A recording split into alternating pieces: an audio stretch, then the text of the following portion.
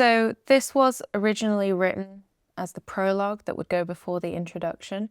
But for this video series, I thought it would be better to go straight to the point, straight to the introduction.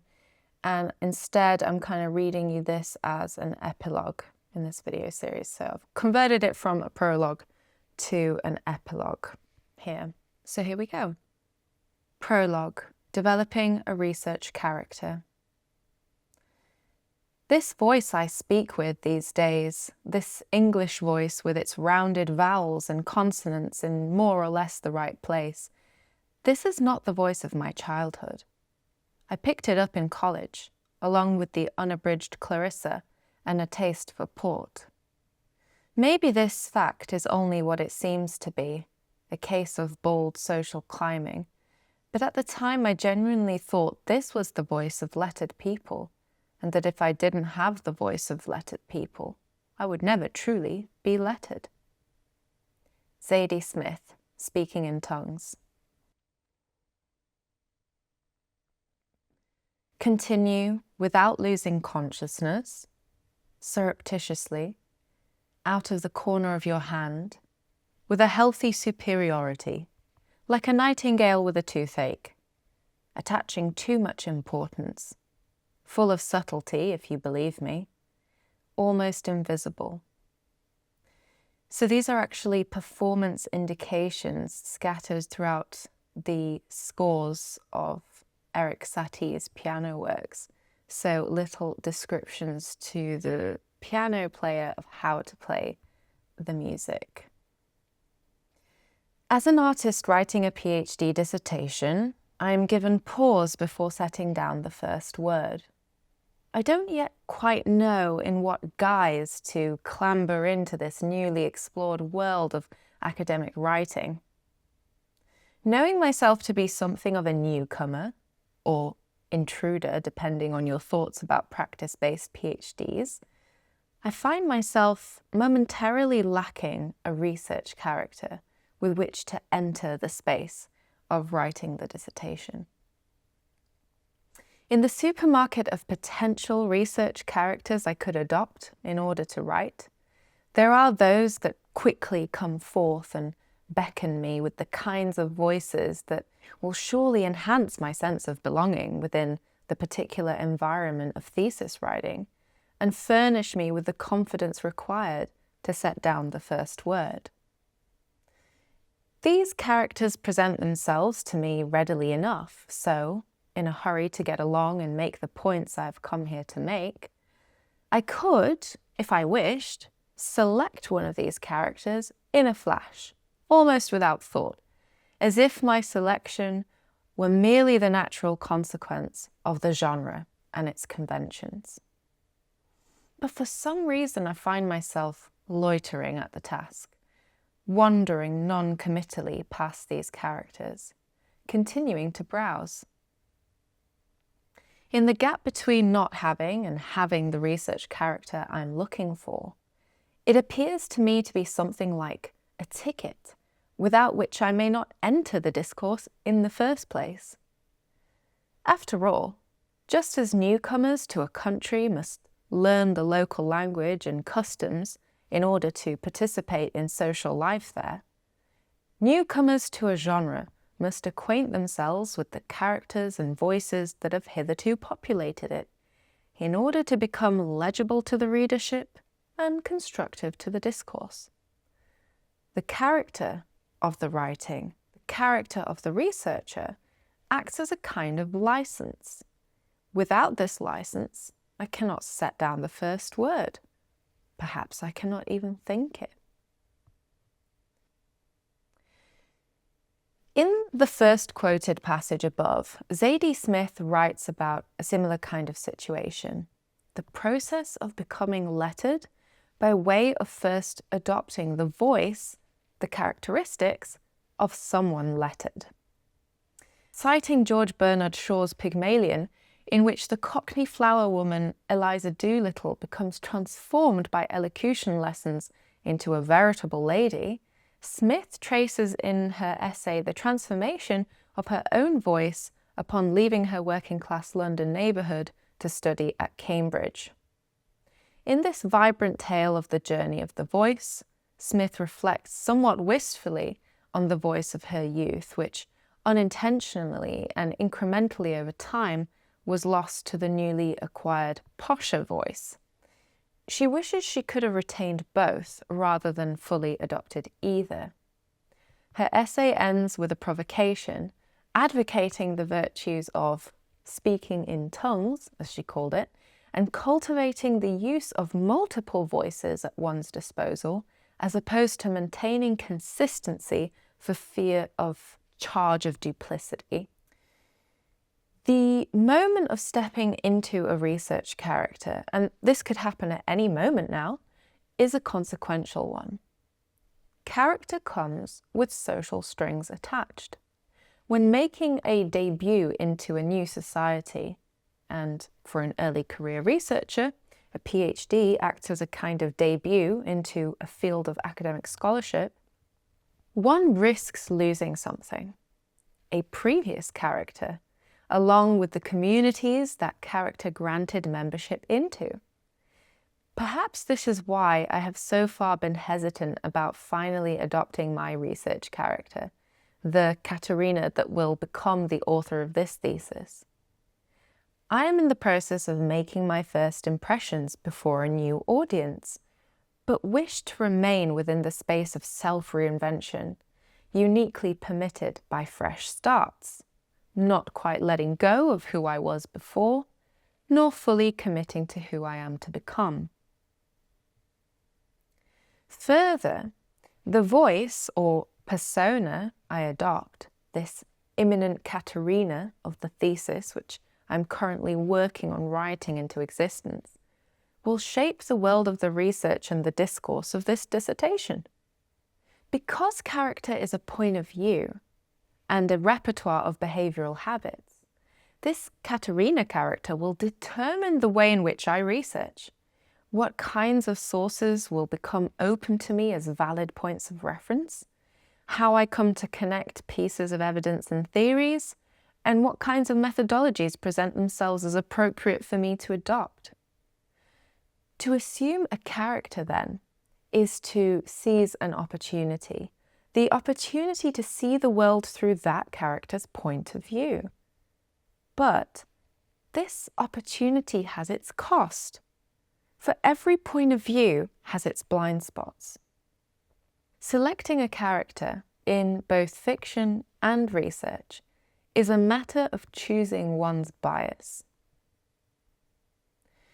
The trouble with understanding the process of character change that Smith is describing is that it tends to happen so imperceptibly, so innocently, that it will have very often caused much change before one has noticed it, let alone had a chance to study its movements and workings.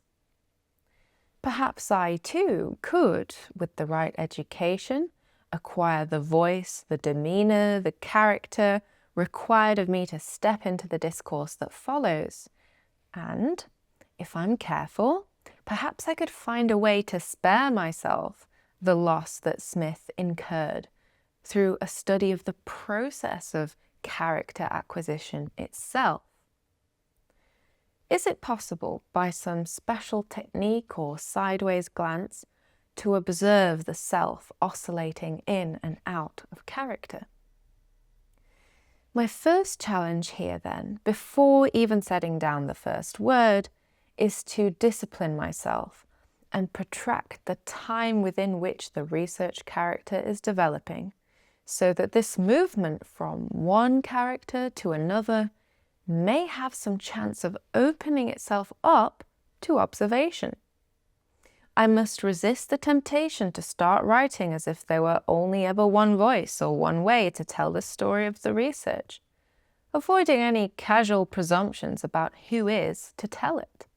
And so, because what I want to write about is character and the kinds of possibilities presented by the skill of speaking in tongues, I feel obliged to document for my reader the period in which I'm searching, in writing, for my research character. Happily, there is already a literary convention in place to assist the writer in saying things that can only be said before setting down the first word, the prologue. The prologue establishes the primordial atmosphere of a fledgling intent. And that is precisely what we hope to capture here, the very faintest desire to become otherwise, pictured in its early nebulous form. Like both Zadie Smith and Eliza Doolittle, I am about to undergo a character transformation by way of the careful retraining of my writerly voice. Yet I, like they, cannot only be said to be subjugated by the forces of socialization, for I have come here in search of my own transformation. I am calling for my own undoing. Smith's becoming lettered must have first originated in a desire to become something she was as yet not, a determination to become otherwise. Similarly, I think of the moments preceding my arrival to the university, the tireless efforts employed in writing my proposals and attending interviews before finally entering the academy to pursue my artistic research. These investments are themselves testament to the desire to become a different sort of artist to the one I was previously. Like Lady Macbeth in one of her famous soliloquies, where she calls on evil spirits to stifle her womanly instincts before embarking on her murderous plan, I too am inviting a change to my very nature, my habitual way of operating, in the service of an aim, though hopefully a more defensible one.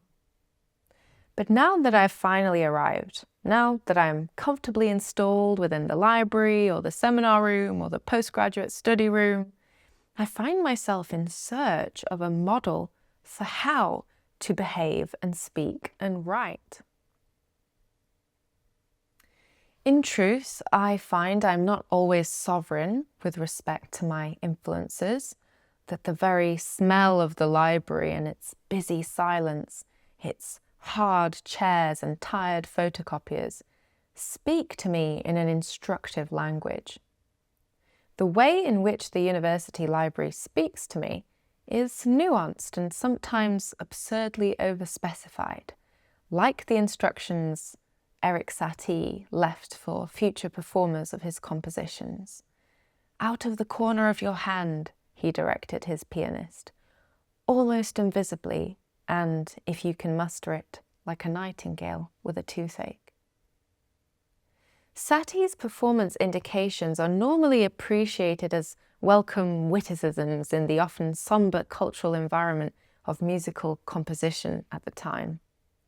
But in addition to the comedy of their over-specification and the often impossible demands made on the performer, the performance indications are striking for their poetic specificity. For I'm sure that there is in fact some way to play the piece almost invisibly, and that the indications succeed in directing the manner in which each new recital of the pieces is played, however subtly or however obligingly the performer receives the written directions. They are too indicative not to have insinuated themselves by subtle suggestion into the pianist's very fingertips. So it is that the very architecture of this institution of learning carves my spine with its firm seating and even directs how I hold my pen. Yes, I think, sitting up straight, I too want to be a man of letters, seated staunchly at his mahogany desk, a natural philosopher of the 17th century, surrounded by his alchemical books. I too want to wander the halls of the university like a monk devoted to a path of learning, or like a player of Hermann Hesse's glass bead game. At the same time, when a pianist today studies and plays the music of Erik Satie, we call that act, that skill, interpretation. In the world of classical interpretation, technical accuracy is valued highly, but interpretation, the manner in which the pianist reinvents and redeploys the score to the point that it becomes her own voice, is perhaps even more prized. With virtuosic playing, the score becomes less like a set of instructions and more like a personal idiom, a set of conventions and constraints within which the pianist can find her own brand of eloquence. I like to think, then, that if the library rights me, if it corrects me with its careful insinuations, that I in turn interpret its command, accommodate myself within its language, and make its structure the very conditions of my own agency. So is it that, even as the library air or aura infiltrates me and alters me from within, I make my way willingly further into its caverns, curious about the new powers it has to bestow upon me and what I might be able to do with them. Tomb-like, the university library buries its occupants in a labyrinth of aging books, in spite of the growing availability of digitized titles. But these tall shelves are more than mere repositories, just as the walls of a labyrinth are more than mere hedges. They serve to immerse us in a learned tradition by eclipsing the world beyond. They are transportive, if not in space, then in the realm of ideas. Within the shelves I search, browse, rummage, pass, scan, delve, ponder, weigh, deliberate, crouch, decipher, dismiss, recognize, register, translate, judge, presume, qualify, enumerate, indulge, and discriminate. Do it ponderously, say the shelves, with the passing finger of a clairvoyant, surreptitiously. No doubt, the auspicious scent of printed matter and machine static causes me to unfurl in the studious room into something else. And there, near the window overlooking London's New Cross, I relinquish myself as a man of letters and adopt instead the wry, simmering determination of one who, on the contrary, has not been accommodated quite so comfortably within the university library. Absent-mindedly opening a volume lying unwanted on a study desk, I notice that my thoughts are being occupied by a familiar voice. Tuning into it, I realize it is that of the narrator in A Room of One's Own by Virginia Woolf. After being denied entry into a university library on account of being a woman, the narrator sets off instead to the British Museum in search of answers to the question of the effect of sex on literature. Alarmed at the copious volumes she finds there about women, all written exclusively by men, and untrained in any scholarly method by which to cope with this mountain of work, she proceeds furtively, wastefully through the information, her mind wandering wildly from this statement to that on the nature of women, unable to find any consensus on the matter.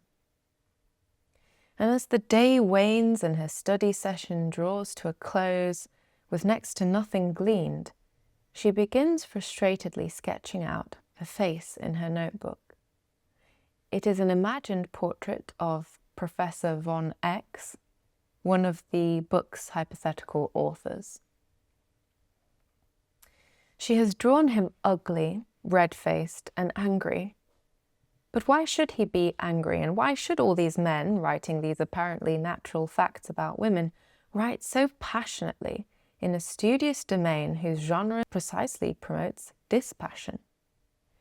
Here, the narrator has, in all her scholarly incompetence and clumsy research, managed to glean from her work a most important clue, a clue which lay not in what these men wrote about women, but how. The further of the writing so often drew attention away from the argument and to the author himself, whose disposition our narrator considers further, realizing that such anger, such passion, denoted the author's motivation to protect his superiority, and thus an underlying recognition that it could, in fact, be lost.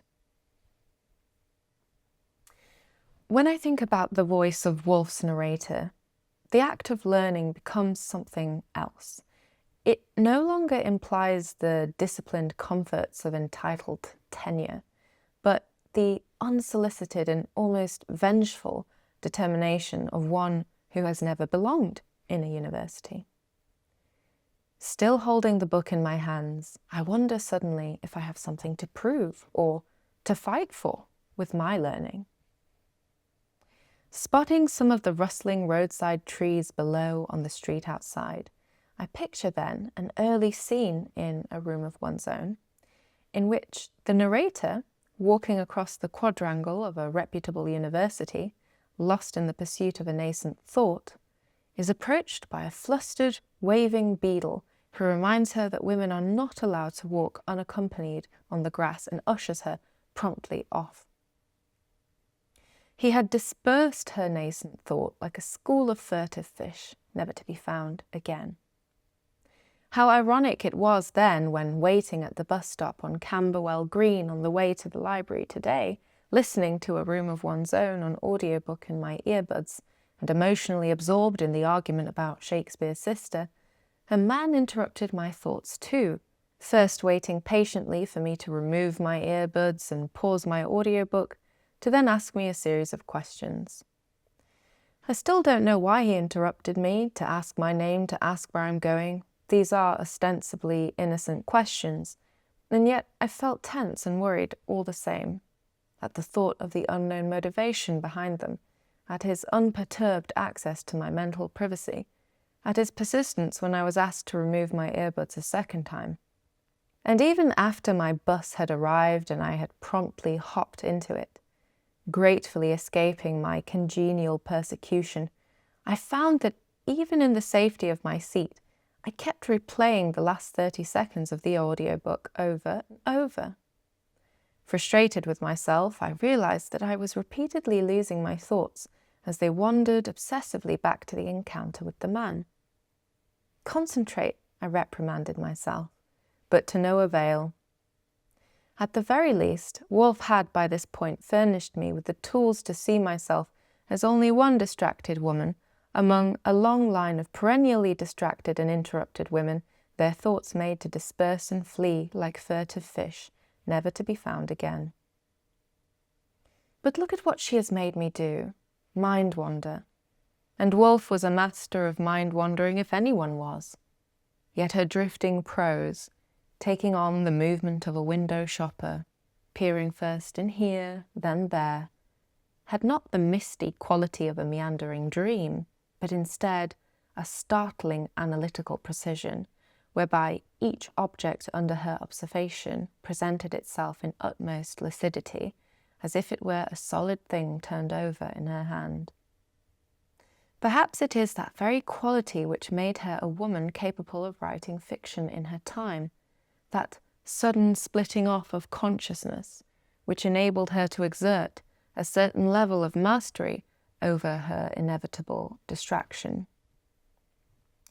And it is this very ability to address, as opposed to overcome, the things that stand in the way of progress, as well as the ability to put the very fact of distraction, difficulty, and obstacle into the work itself, which makes her scholarship in A Room of One's Own so miraculously straightforward, given the complexity of the subject, as if she had taken a shortcut through the woods, where everyone else followed the winding path around. It was her novelist's skill in noticing character, in relentlessly paying attention to the voice of the text, which enabled her to read the unwritten in men's writings about women. Wandering into the law section to scan the titles vertically without pulling any out, I think of my cousin, newly enrolled on a course in law last semester after becoming enamored with the female protagonist in a series of books. And then I think also of my aunt, who, now a judge, similarly pursued the path of justice following her admiration of the women in the 1980s law drama LA Law. It was the way these characters dressed and spoke and held themselves which seemed to carry something of significance for my relatives. And perhaps these visible qualities served as proxies for something else, something more greatly cherished. These were, after all, competent, resourceful, self-possessed women, and this is how they looked and dressed. The urbane eloquence of a well-spoken artist like Susan Hiller or Adrian Piper may have similarly served as a model for me, with their worldly North American accents, lazily erudite and cool.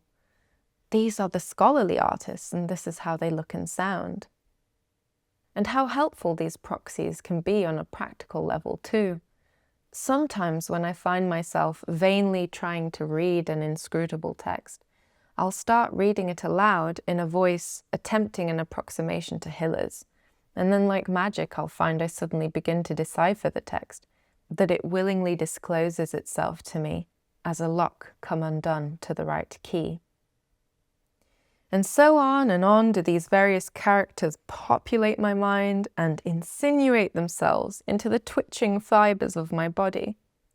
That is how the library opportunistically shapes my person, with various impressions in this hour of ambivalence, furnishing my hands, my lips, my faculties with strange new behaviours, and with them new powers. Maybe this is precisely what it means to become institutionalized, although the term is often employed in a derogatory sense. Might not an institution provide the very conditions for certain actions, like a tradition or a game might?